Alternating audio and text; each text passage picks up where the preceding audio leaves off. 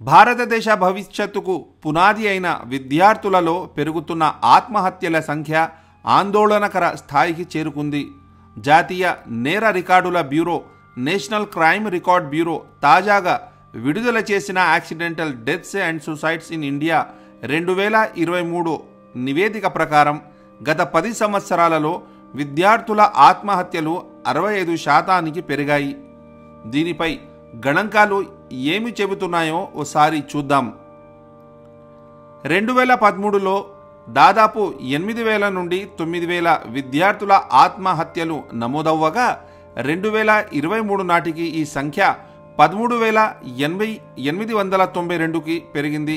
దేశంలో నమోదైన 1,70,000 ఆత్మహత్యలలో 8% కంటే ఎక్కువ విద్యార్థులవే కావడం దేశానికే ఒక భయానక సంకేతం. ఈ మరణ సంఖ్యలను సంవత్సరాల వారీగా పరిశీలిస్తే 2016లో మొత్తం 9,478 మరణాలు సంభవించాయి. అలాగే 2019వ సంవత్సరంలో 10,335 మరణాలు సంభవించగా 2020లో 12,526 మరణాలు, 2021లో 13,089 మరణాలు, 2022లో సుమారు 13,044 మరణాలు, అలాగే 2023 నాటికి 13,892కి ఈ మరణాల సంఖ్య చేరాయి. ఈ గణాంకాలు విద్యార్థుల మానసిక పరిస్థితి ఎంత ప్రమాదకర దశకు చేరుకుందో కూడా చెబుతున్నాయి. ఏ రాష్ట్రాల్లో ఈ విద్యార్థులు మరణాలు ఎక్కువగా ఉన్నాయో ఓసారి చూద్దాం. మహారాష్ట్ర, మధ్యప్రదేశ్, ఉత్తరప్రదేశ్, తమిళనాడు రాష్ట్రాల్లో విద్యార్థుల ఆత్మహత్యలు అత్యధికంగా నమోదవుతున్నాయని ఈ రికార్డు చెబుతుంది.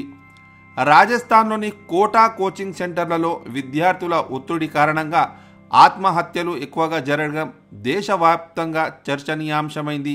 అలాగే ఇతర కోచింగ్ సెంటర్లలో కూడా ఆత్మహత్యలు నమోదవుతున్నాయి. దీనికి గల కారణాలు ఓసారి చూద్దాం. ఎన్సీఆర్బీ నివేదికలో విద్యార్థుల ఆత్మహత్యలకు పాల్పడడానికి ప్రధాన కారణాలుగా ఇవి పేర్కొనబడ్డాయి. కుటుంబ సమస్యలు, పరీక్షల ఒత్తిడి, చదువుల్లో వైఫల్యం, అనారోగ్యం, వ్యక్తిగత సంబంధ సమస్యలు, ఆర్థిక సమస్యలు. ఇందులో ముఖ్యంగా పరీక్షల వైఫల్యం మరియు అధిక ఒత్తిడి అత్యధిక కేసుల్లో ప్రస్తావించబడ్డాయి. దీనిపై మానసిక నిపుణుల హెచ్చరిస్తుంది ఏమిటంటే, సైకలాజిస్టులు మరియు విద్యావేత్తలు ఈ గణాంకాలను అత్యంత ఆందోళనకరంగా పరిగణిస్తూ తక్షణ చర్యలు తీసుకోవాలని ప్రభుత్వానికి సూచిస్తున్నారు.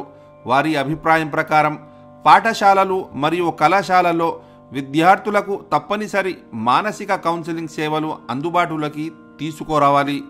పరీక్షల విధానంలో సంస్కరణలు చేయాలి. విద్యార్థులపై అనవసర ఒత్తిడిని తగ్గించాలి.